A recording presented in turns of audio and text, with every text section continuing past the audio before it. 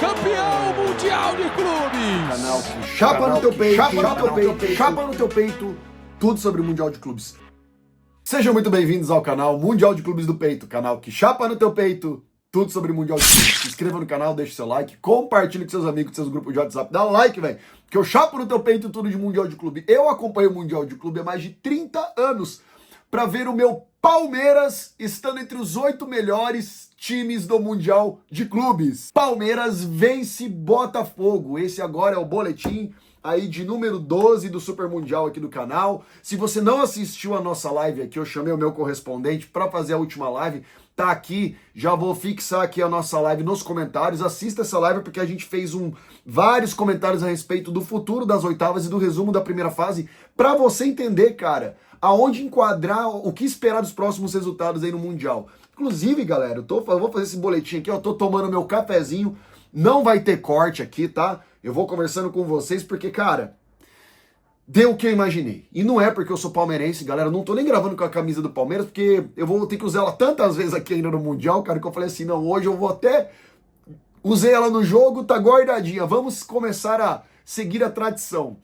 Então assim, galera, Abel Ferreira mostrou o porquê que ele é o Abel Ferreira. Palmeiras mostra porquê que é Palmeiras. O primeiro jogo das oitavas de final da história do Super Mundial já aconteceu entre os dois brasileiros, entre Botafogo e Palmeiras, e de acordo com o desenho da partida, eu fiquei impressionado com a capacidade do Botafogo em se retrair e achar ou respeitar o Palmeiras, né? E respeitar o Verdão em termos de ficar jogando na retranca e esperar o contra-ataque. Jogou igual o PSG, né? Acho que vocês também já viram em vários canais esportivos aí. Que óbvio, né? O retrato do jogo do Palmeiras foi que o Palmeiras dominou a partida do início até a expulsão do Gustavo Gomes na prorrogação, tá? Assim, Palmeiras entrou sólido, o Abel entra com uma escalação boa dessa vez, botou o Maurício, que realmente estava querendo conquistar espaço, já iniciou com o Alan, fazendo aquele trio com o Richard Rios, ali como os três volantes, juntamente com o Emiliano Martinez. E assim, galera, né? Estevão dessa vez jogou muito bem, tá? Não preciso nem falar da zaga do Palmeiras. E o desfalque ali do Botafogo foi realmente o Gregory que dava essa ligação. Só que, galera, que partida abaixo, por exemplo, do Savarino, que foi peça fundamental pro Botafogo vencer o PSG e pro Botafogo, né? O Savarino sempre foi peça fundamental pro Botafogo fazer essa ligação pro ataque. Ele veio muito abaixo do que nós esperávamos, tá? Assim, Palmeiras dominou do início ao fim do jogo, tá? Já pode ver ali a barra de saturação. Então vocês podem ver que o Palmeiras ele foi soberano durante o jogo. O Palmeiras não errava. Richard Rios, assim, ó, impecável, tanto em desarme, quanto em passe, quanto em calma de jogo, tá? Gustavo Gomes muito bem. Bruno Fux, muito bem, diga-se de passagem, entrou no lugar do Murilo e fez muito bem o seu papel. Vitor Roque entra bem. Teve várias chances, Palmeiras já começou desde o início do jogo mostrando várias, né, oportunidades de gol, tanto com o Estevão quanto com o Vitor Roque, Giai e Piquerez, né, sempre fazendo muito bem, o Giai atacando muito bem, conduzindo muito bem a bola, subindo, fazendo às vezes até o Richard Rios voltar para fazer a posição dele no momento em que ele atacava. Piquerez muito bem nos passes, muito bem nas jogadas, principalmente pro Estevão, tá? Richard Rios dando cada lançamento pro Estevão junto com o Emiliano Martinez, e toda vez o lado direito do Botafogo, ou seja, o ataque esquerdo do Palmeiras, um vazio, um corredor pro Estevão dominar a bola e sempre oferecer junto com o Piquerez ali ameaça pro ataque do Botafogo, tá? Palmeiras sabia muito bem controlar a bola. O Botafogo ele não conseguia ficar com a bola. Toda vez que o Botafogo tentava fazer uma transição, eles não conseguiam ficar muito com a bola, apesar da zaga, né, do Botafogo, tanto do Jair quanto do Barbosa entrarem muito bem no jogo, tá? Botafogo no início ali assim, Botafogo ali próximo dos 30, 35 minutos ofereceu um pouco de ameaça ao gol do Palmeiras, mas o Palmeiras ditou o jogo do início ao fim. Tá, com o Richard Rios também chutando contra o goleiro, a bola com o Richard Rios tendo uma oportunidade muito clara, assim, bem próximo da entrada da área, com o Estevão cruzando uma bola também, tendo a oportunidade do Vitor Roque colocar essa bola para dentro. Assim, um volume de jogo muito grande do Palmeiras e um jogo típico jeito de Brasileirão. Os dois times também se respeitando, não saindo muito pro ataque, apesar do Palmeiras ter volume de jogo, não se arriscava muito. Sempre mantinha ali o Bruno Fux e o Gustavo Gomes ali retraídos. Às vezes teve algumas vezes que o Bruno Fux ele subia, mas sempre alguém fazia a função dele na área da defesa. Normalmente até o Richard Rios voltava, porque ele tem uma característica muito boa ali em marcar, né? E assim, muitos escanteios pro lado do Palmeiras, tá? Com poucas chances assim, né? Com poucas chances de perigo. Teve uma mão do Botafogo ali, que eu vou falar, aquele braço ali na área também era algo questionável para a bola ia pro meio da área e o zagueiro Jair, não sei se era o Jair ou se era o Barbosa, ou se era o Vitinho, não sei, não me lembro. Rela a mão na bola e interfere, a bola sai para escanteio e o juiz não marca nada, né? Então, assim, bem estranho. Mas Abel vira o segundo tempo, o Palmeiras continua imprimindo. O Vitor Roque no segundo tempo entrou muito bem também, com várias chances. E aí o Abel, cara, eu vou falar para vocês, assim, de coração. Cara, se o Palmeiras perde, ele tava ferrado. Porque o Estevão tava muito bem, apesar de não ter conseguido ainda assim finalizar com êxito, mas cara, se o PSG não conseguiu finalizar com êxito no Botafogo, isso era normal, né? A Alan muito bem no jogo, assim, todos os jogos que o Alan jogou, apesar dele, nos 3 primeiros, ele entrar no segundo tempo, o Alan começa jogando esse jogo, cara, pra mim é titular absoluto também, assim, não tem nem que falar. Maurício muito bem, assim, o Abel acertou o Palmeiras, que inicia o time titular, e o Botafogo sempre retraído, né? Sempre retraído. Só que daí o Abel dá uma gatilhada, na minha opinião, porque time que tá ganhando, time que está melhor não se mexe. E Palmeiras estava sobrando. Mas dele tira o Estevão, tira o Alan e tira o Vitor Roque. Aí coloca Paulinho, aí coloca Luigi, coloca Facundo Torres e tira o Alan e coloca Maíque, velho. Cara, assim, ele tira os 4 do ataque e substitui por novos 4. Vocês têm noção? Que o Abel, ele pegou ali a substituição, foi primeira substituição, ó. Vamos lá. A primeira substituição foi aos 64. Já bota o Paulinho no lugar do Vitor Roque e o Luigi no lugar do Estevão, cara. Já tirou o Vitor Roque e Estevão aos 64. Falei, caramba. E aí depois, já bota aos 71, bota o Maíque no lugar do Alan, tá? Assim, e óbvio, aos 85, daí Facundo Torres no lugar do Maurício, né? Até achei daí que foi conservador nessa troca, já prevendo ali a prorrogação, né? E galera, e assim, daí não tem o que falar do Paulinho, né? Ele precisa de uma bola mesmo. Ele é um cara que define. É a segunda vez que o Paulinho salva o Palmeiras. É uma jogada maravilhosa ali, um passe do Richard Rios, ainda dando combate no meio. Richard Rios, o melhor jogador para mim em campo. Paulinho entra, corta pro meio e toca rasteirinha até por baixo da zaga do Botafogo no canto e na bochecha da rede, faz 1-0. E daí Gustavo Gomes é expulso. E o Botafogo consegue, no segundo tempo, nos últimos 15 minutos, dar uma pressão. O juiz ainda dá 5 minutos, isso é um absurdo, mas o Palmeiras consegue vencer o Botafogo e tá entre os 8 melhores clubes do mundo. E isso é histórico, galera, o primeiro clube brasileiro a se classificar para umas oitavas de final em um Mundial de Clubes. Isso é histórico. Palmeiras mostra que, apesar da opinião da geral, né, inclusive a minha aqui na live, vocês vão ver que eu achei que o Botafogo ele estava vindo com uma maior moral, mas surpreende, né, cara? O Mundial de Clubes surpreende. Você vê um Botafogo que vence um PSG e perde para um Palmeiras. Entende? Você vê um Palmeiras que empata com o Porto e quase perde para o Inter Miami, ganhando do Botafogo que ganha do PSG. Cara, Mundial de Clubes é isso, cara. Por isso que eu acompanho há 30 anos o Mundial de Clubes, para ver coisas Não que aqui seja uma imprevisibilidade garantida, não. Mas, cara, o Botafogo não existiu. A gente imaginou que ia ser um jogo parelho. Talvez nenhum time dominando o outro, mas foi totalmente domínio do Palmeiras. E Abel mostrou porque Abel Ferreira, minha amiga, assim, substituindo, colocando os 4 da frente, substituindo e conseguindo aí galgar o gol. Assim, Bruno Fux também impecável, assim, Giai jogou muito, assim, cara. E Botafogo sai, né, do Mundial, né, com muitas críticas por não ter jogado, Savarino muito abaixo, Igor Jesus praticamente anulado, né, quem trabalhou melhor foi o John mesmo, o John defendeu muito, teve uma cabeçada do Maurício ali que John também tira por cima, e deu isso, galera. Palmeiras mostra que em termos de Mundial tem a camisa mais pesada, Palmeiras é um time que tem 2 finais de Mundial de Clubes, tá? E está na 4ª participação no Mundial de Clubes. Botafogo, apesar de ter vencido o PSG na hora do vamos ver, respeitou demais o Palmeiras mantém a tradição. Então vocês podem ver, ó, finalizações do Palmeiras. Ó, eu vou botar aqui, ó. Palmeiras dá 5 finalizações contra 2 no gol do Botafogo, tá? Palmeiras teve 19 finalizações contra 16 do Botafogo. Lembrando que dessas 16, pelo menos umas 10 foi tudo na prorrogação, tá? Chutes defendidos. Então o Palmeiras tem 10 finalizações fora da área, 7 do Botafogo. E o interessante também é que o Abel, em momento algum, abriu mão do 4-2-3-1 tradicional do Palmeiras, né? E o Botafogo vindo com 4-3-3. Galera, Palmeiras classifica e logo depois nós tivemos aí o jogo entre Benfica e Chelsea. Vamos abrir um parênteses aqui. Nada a ver essa parada aí da tempestade. Vocês viram como que a parada, por conta de condições meteorológicas, compromete o jogo, tá? Porque o cenário do jogo foi o Chelsea sendo soberano, tá? Importante falar que, ó, vamos lá. Pedro Neto, Palmer, Delap e Enzo Fernandes, assim, Palmeiras vai ter que tomar muito cuidado com esse time, tá?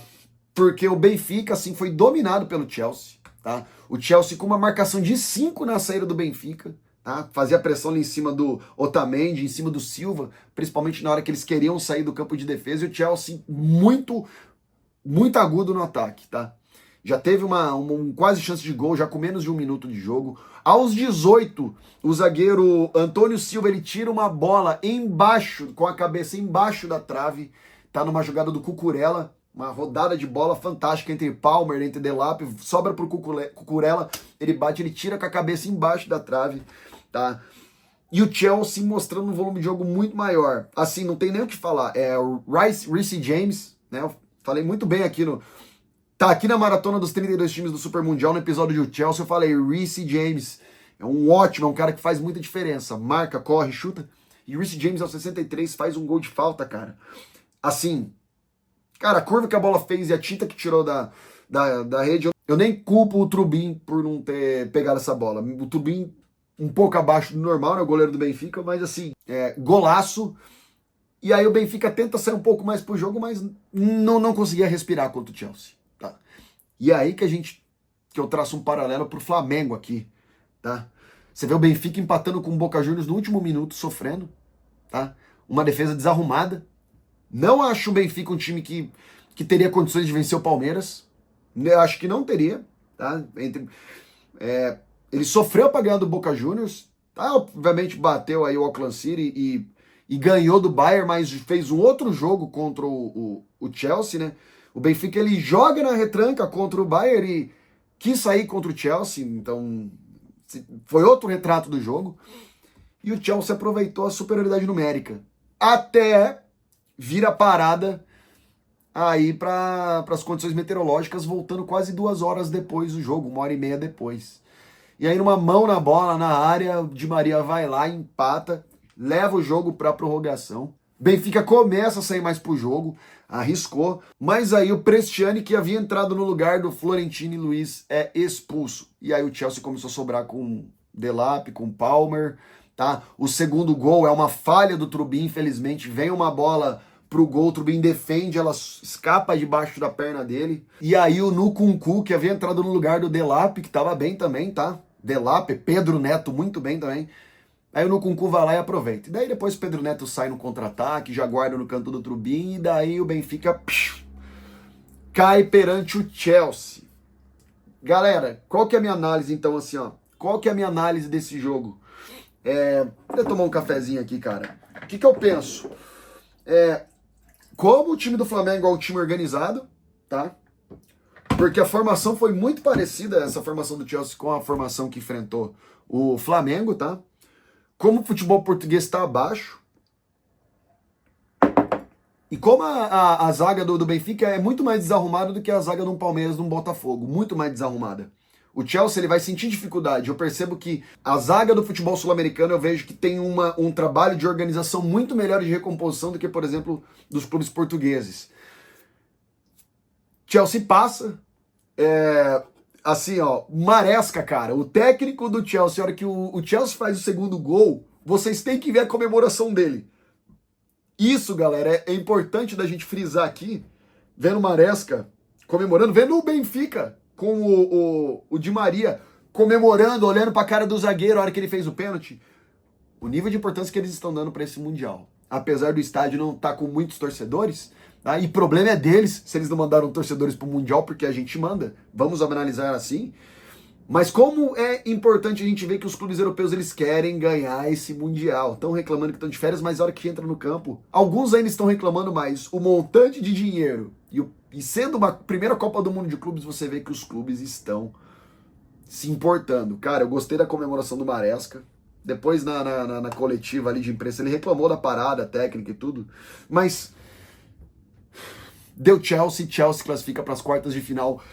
E de acordo com o já dito nesse canal, eu vou colocar também o link aqui na descrição, o episódio dos possíveis clássicos da história do Mundial. Deu mais um clássico. Palmeiras vai enfrentar Chelsea nas quartas de final. Revanche do Mundial de 2021.